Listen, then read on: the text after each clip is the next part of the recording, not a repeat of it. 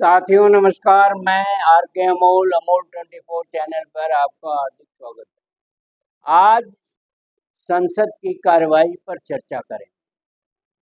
पहले आपको बताते चलें, संसद की कार्रवाई पर 2.5 लाख रुपए प्रति मिनट खर्च होते हैं। 2.5 लाख रुपए प्रति मिनट। अब उसी हिसाब से आप 1 घंटे, 2 घंटे, 4 घंटे, 10 घंटे, जितने घंटे का भी हिसाब लगा लीजिए कि संसद की कार्रवाई पर कितना खर्च होता है और ये कितना महंगा लोकतंत्र है। मेरी समझ से देश की आर्थिक स्थिति ऐसी नहीं है जिसकी वजह से इतना महंगा लोकतंत्र चला है। और भी लोकतंत्र के खर्चे हैं, उनके कार्यालय काम करते हैं, उनके बिल्डिंगें का अस्थायी रूप से खर्च है, एमएलए एमपी को तनख्वाह देनी पड़ती है, भत्ते देने पड़ते हैं और तमाम तरह के खर्च हैं। तो ये एक अति महंगा लोकतंत्र है, जबकि देश की आर्थिक स्थिति इतनी मजबूत नहीं है, बहुत गरीब है देश। और इस देश के लिए ऐसी लोकतांत्रिक व्यवस्था फलदायी नहीं। अब ये तो एक बात खत्म हो गई कि 2.5 घंटा जो है वो चला, 2.5 लाख रुपए खर्च होते हैं। अब आपको बता दें समय का हिसाब, 84 घंटे जो है उच्च सदन राज्यसभा में और 82 घंटे लोकसभा में बर्बाद हुआ, क्योंकि कार्रवाई स्थगित हो गई, क्योंकि कार्रवाई हुई नहीं। तो कितना बर्बाद हुआ, आप उस हिसाब से अपना हिसाब लगा सकते हैं। ये करोड़ों अरबों रुपया का बारा न्यारा है। राज्यसभा की कार्रवाई कुल 35-40 घंटे ही चल पाई। यह एक दुखदाई स्थिति है, यह एक शोचनीय स्थिति है, यह एक निंदनीय स्थिति है और यह एक बहुत ही त्रासदी वाली स्थिति है। क्यों नहीं चली, इसके लिए कौन जिम्मेदार है? इसके लिए लोकसभा अध्यक्ष जिम्मेदार है, इसके लिए सत्ता दल जिम्मेदार है, इसके लिए विपक्ष जिम्मेदार है। सत्ता पक्ष के का सहयोग नहीं रहा होगा या लोकसभा अध्यक्ष का प्रबंधन नहीं सही रहा होगा या विपक्ष की समझदारी नहीं रही। कौन लाएगा समझदारी, कौन लाएगा प्रबंधकीय क्षमता और कौन लाएगा सत्ता पक्ष की समझदारी या सत्ता पक्ष का सहयोग या सत्ता पक्ष की मंशा या सत्ता पक्ष की कार्यशैली? कौन लाएगा? जनता लाएगी। जनता इसके लिए जिम्मेदार है, प्रशासनिक अधिकारी जिम्मेदार है या कोई अन्य जिम्मेदार है? इसके लिए शुद्ध रूप से ये तीनों जिम्मेदार हैं, जिसमें सबसे ज़्यादा जिम्मेदारी जो है सत्ता पक्ष की है, दूसरी जिम्मेदारी जो है लोकसभा अध्यक्ष की है और तीसरे नंबर पर जो आता है वो विपक्ष आता है। इसके साथ खिलवाड़ हो रहा है।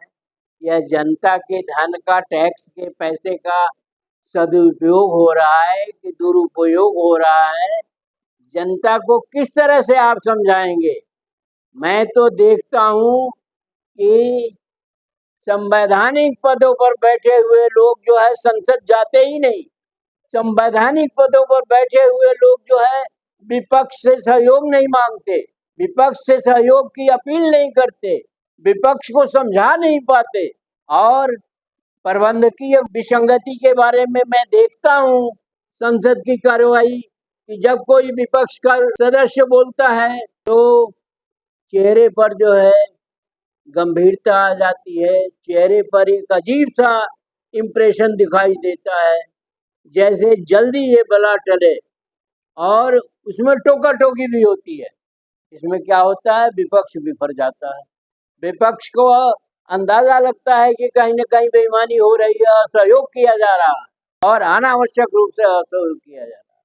फिर सत्ता पक्ष का कोई बोलता है तो चेहरे पर मुस्कुराहट रहती है, तो ऐसी स्थिति जो है वो सही नहीं है और ऐसे देश नहीं चलेगा।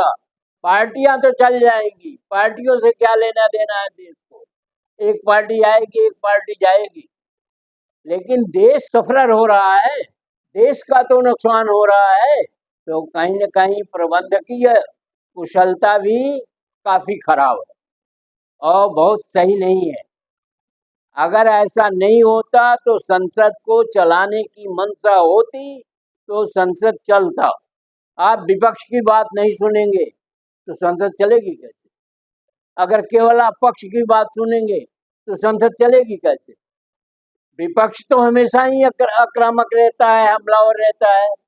कोई भी विपक्ष हो, किसी भी पार्टी का विपक्ष हो, वो हमलावर आक्रामक रहता है।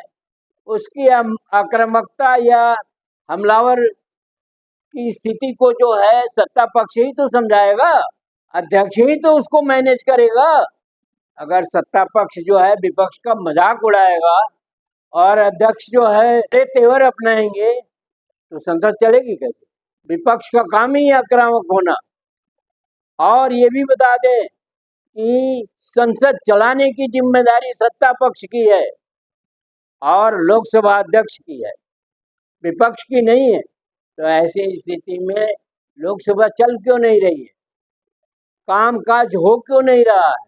जिस चीजों पर अगर विपक्ष को भारी आपत्ति है, जिन चीजों को विपक्ष चाहता है, क्या विपक्ष की आप बात नहीं मानेंगे, अपनी मनमानी करेंगे तो कैसे चलेगी संसद? अगर अध्यक्ष की कुर्सी पर बैठा व्यक्ति किसी एक का, चाहे वो पक्ष हो चाहे विपक्ष हो, किसी एक का पक्ष लेगा तो संसद कैसे चलेगी? तो इस तरह से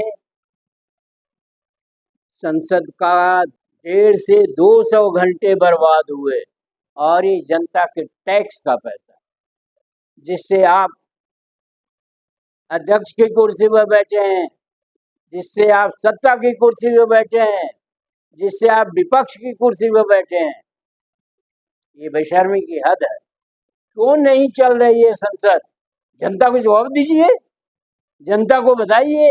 जनता इतनी जागरूक नहीं है, जनता मूर्ख है।